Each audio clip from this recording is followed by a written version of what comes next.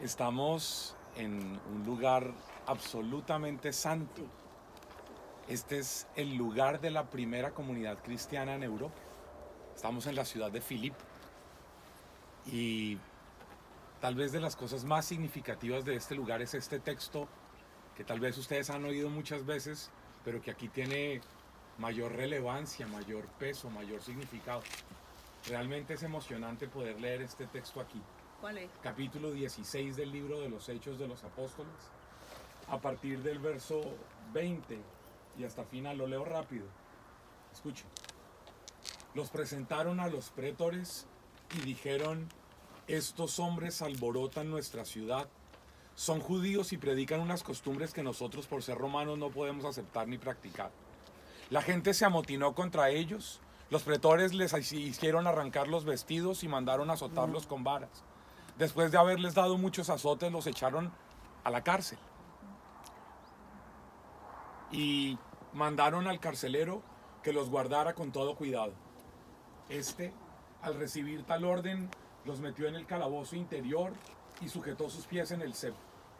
Hacia la medianoche Pablo y Silas estaban en oración, cantando himnos a Dios.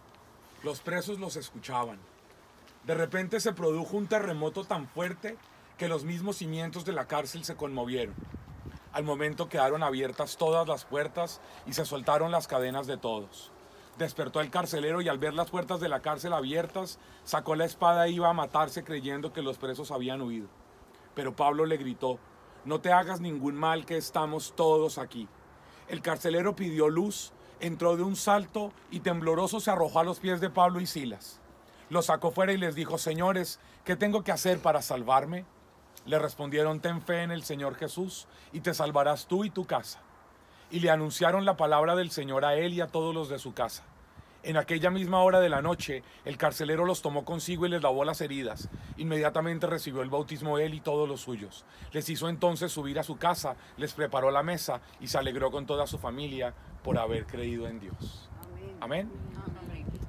Miren, podríamos demorarnos el resto de este día aquí, sentados, tratando de entender la teología de este texto, pero quedémonos tal vez con 3 o 4 ideas rápidas. La primera: la descripción que hace Lucas es la descripción de la peor de las situaciones humanas. No solo encarcelado, sino en la parte más profunda del calabozo, con los pies amarrados al cepo, desnudos, golpeados con varas, a la medianoche, en el momento de mayor oscuridad. Es toda una descripción dramática, teatral, si quieren, de la escena, para decirnos: Pablo y Silas en la peor de las situaciones humanamente hablando, desnudos hablando de su dignidad, golpeados con varas hablando del maltrato, encarcelados sin libertad, con los pies en el cepo, en el lugar más profundo de la cárcel, donde la medianoche es el momento más tenebroso, el de mayor oscuridad. Lucas describe la peor escena posible para decirnos un par de cosas. La primera: siempre hay que estar dispuestos a pagar un precio por anunciar a Jesús. Ojalá ustedes estén dispuestas a pagar el precio que haya que pagar. Y incluso si eso implica este sacrificio de ir hasta las últimas consecuencias. Porque yo creo que ustedes y yo tenemos una vida muy cómoda y ser cristiano es demasiado fácil. Es ir a misa, es de vez en cuando echarse un rosario, es para algunas de vez en cuando ir a una asamblea de Maús, a un grupo de oración, a la parroquia, a su comunidad. Pero eso lo hace cualquiera sin necesidad de mucha fe. Pero estar acá es asumir el riesgo, es estar dispuesto a pagar el precio de demostrarle a los demás que sí nos jugamos la vida por esto, que Jesucristo sí es el que le da sentido a la vida. Y yo creo que ahí está la gran clave de este lugar. Como veníamos escuchando a Temístocles, que nos decía, es que los dioses paganos a nadie le ofrecían la posibilidad de darle sentido a la vida. Pablo llega aquí y tiene una oportunidad maravillosa: decirle a la gente que lo que ninguno de los dioses paganos, ni el dinero, ni el trago, ni Dionisio, ni todas las cosas que adoraban acá, le iba a dar sentido a la existencia. Sentido. Y Pablo trae aquí la noticia de Jesús, que es el único que le puede dar sentido a la vida, que es el único que puede hacer que leamos desde otra perspectiva las situaciones, incluso las más adversas. ¿Quiénes de ustedes han estado pasando por situaciones difíciles en sus vidas? Levanten la mano. Todas. No, no todas, puede que algunas no. Todas. Levanten Sí. la mano. O depende de lo difícil. Bueno, que lo depende de lo hacer para difícil que cada pueda ser para Pero cada para uno. uno sí es difícil. uno. Exacto. Tome la mano a la persona que tiene a su lado un minuto, tómele el brazo, lo que sea. ¿Y sabe qué es lindo en este texto? Que en la peor de las situaciones, Pablo tenía a Silas. Silas tenía a Pablo. El sentido comunitario que hay detrás de la narración de este texto es hermoso.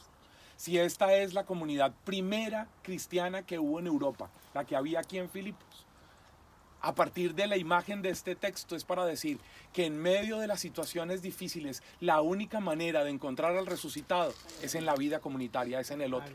Por eso uno le puede decir al otro, hey, no estás solo. A pesar de lo que estés, así seas cura. Con Juan somos amigos desde los 16 años. Con Juan hemos caminado toda la vida en esto. Y muchas veces, hace un tiempo, cuando estuvo enferma su mamá, yo no pude ir a verlo, pero yo estaba fuera del país y le escribí, hey Juan, me enteré de lo de tu vieja, tú sabes que te quiero con mi corazón, estoy orando por ella. Es la única forma de ser Silas y Pablos. Es la única forma de decirle al otro, en medio de la situación más difícil, la única respuesta es Jesús que se hace presente en la vida comunitaria, en el otro, en el hermano. El resucitado solo acontece donde hay hermandad, no donde hay piedad, no donde hay rito.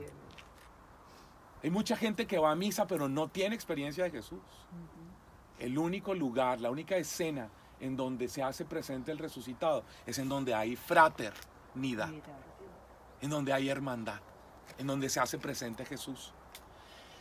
Miren, la otra cosa hermosa de este texto es algo que nosotros decimos en las plegarias eucarísticas y es, ¿se acuerdan cuando hemos dicho muchas veces, en verdad es justo y necesario, es nuestro deber y salvación, ¿qué? Darte gracias. Siempre. Siempre. Y en todo lugar. Desnudos, en el calabozo más profundo, encarcelados, golpeados con varas, con los pies en el cepo a la medianoche, y Pablo y Silas en este lugar no están quejándose como un montón de católicos que cuando están pasando por una situación difícil lo que hacen es quejarse y lamentarse. Aquí están cantando himnos. Ojalá ustedes y yo seamos de esos, que incluso en las situaciones más difíciles tenemos la mirada no puesta en la situación terrible, sino en Dios, que es capaz de transformar una situación difícil en una oportunidad de salvación. Por eso se canta en medio de esta realidad. Esta cárcel es un lugar de alabanza. Esta cárcel es un lugar de agradecimiento. No por la cárcel en sí misma, sino porque yo soy capaz de tener una fe que es más grande que lo que mis sentidos me dicen. Los sentidos aquí decían que todo estaba mal. Los sentidos, el cuerpo les decía que estaban destruidos. La situación no podía ser peor, pero ellos tienen los ojos no puestos en la situación, sino en aquel que es capaz de sacarlos de esta situación. Por eso se puede cantar alabanza. Siguiente idea. Este es un lugar santísimo porque es un lugar de Pentecostés. Aquí se celebra Pentecostés. No olviden que para San Lucas hay una idea para describir Pentecostés. Lo ha dicho en el capítulo 4, el verso 31 de los Hechos de los Apóstoles, cuando Pedro y Juan regresan después de haber sido enjuiciados y la comunidad está orando y dice que hubo un terremoto y todos quedaron llenos de Espíritu Santo y empezaron a hablar en lenguas y a profetizar. ¿Qué fenómeno hubo aquí? También. Terremoto también. Un terremoto. La descripción de Lucas de lo que es Pentecostés, es decir, la acción de Dios que todo lo transforma, es un terremoto. Y aquí es un terremoto hermoso, porque ¿ustedes alguna vez han vivido un terremoto? No, ¿cierto? Temblor, pero no Temblores. terremoto. Sí, Bueno, temblores sí. yo recuerdo alguna vez un temblor. Yo vivía con mi mamá en un quinto piso y cuando hubo un temblor, yo vi a la gente del conjunto donde vivíamos salir en calzones, con el brasier en la mano, con una chancleta, iban corriendo, yo conocí profundamente a mis vecinas ese fin de semana, porque la gente salió en medio del temblor. ¿Y sabe qué es hermoso? Describir que la experiencia de Dios es como un terremoto, porque hace que usted deje lo que no es esencial. En un terremoto la gente sale salvando la vida, porque la vida es lo único esencial. Yo no sé si aquí tuviéramos un terremoto esta noche, ustedes se irían, devolverían a buscar las maletas con todas las cosas que han comprado, con todos los regalos, con todas las joyas y con todas las chaquetas y con todas las vainas que han comprado, con todos los dulces y las cremas. Yo no sé si eso es esencial. En un terremoto se discierne lo que es esencial, absoluto, de lo que es relativo y efímero. Hablar de aquí como un terremoto es ojalá para que ustedes fueran capaces hoy conmigo de discernir, que todos seamos capaces en verdad qué es esencial y a qué le dedicamos esfuerzo, tiempo y dinero, y qué es relativo, qué es vano, qué nos puede distraer, qué no es importante. Para Pablo y para Silas, aquí se discierne lo que es importante de lo que no es importante. Por eso Juan ayer en la homilía nos llamaba la atención después de la homilía de, hey, revisemos y no perdamos el foco. ¿Qué es lo realmente importante? Y última idea. La persona que puso a Pablo y a Silas en ese calabozo más profundo era el carcelero. ¿Y cómo termina la escena? Pablo y Silas yendo a buscar al carcelero para hacerlo hermano. Haber venido aquí es para reconciliarse con sus enemigos. Yo quisiera que por un momento de silencio cada uno pensara qué tan verdaderamente cristianas son, qué tan verdaderamente cristianos somos. Porque aquí el testimonio de credibilidad del cristianismo fue reconciliarse con el que me puso en la peor de las situaciones, hacer del carcelero un hermano, un sentido profundísimo de reconciliación. Ojalá ustedes aquí en Filipos, en este lugar santísimo, puedan pensar quién hoy es como un enemigo o desde hace años ha sido un enemigo de ustedes. ¿Quién les ha hecho daño? ¿Quién las puso en la situación más difícil de su vida? ¿Quién las maltrató? ¿Quién les generó un daño en su corazón? Y este es el lugar para tomar la decisión de perdonar. Señor, yo te pido que derrames la fuerza de tu Espíritu en nuestras vidas. Que en este lugar santísimo de Filipos nosotros podamos recibir la fuerza de tu Espíritu, Señor, para ir a perdonar a nuestros carceleros, a esas personas que nos han hecho daño en la historia, a los que nos maltrataron, nos dijeron cosas terribles, a los que hicieron algo deliberada y conscientemente en contra nuestra, incluso a esos que sin darse cuenta nos hicieron mucho daño y nos han mortificado la vida, esos que hoy todavía al recordar esas situaciones y esas personas nos genera escozor, malestar, dolor, agonía. Señor, ayúdanos a perdonar a nuestros carceleros. En este lugar santísimo donde Pablo y Silas fueron encarcelados, en algún lugar de este sitio, donde se narró y se vivió esa situación, que el mismo Espíritu que aquel día movió los cimientos, abrió las cadenas, sacó los cepos, abrió las puertas.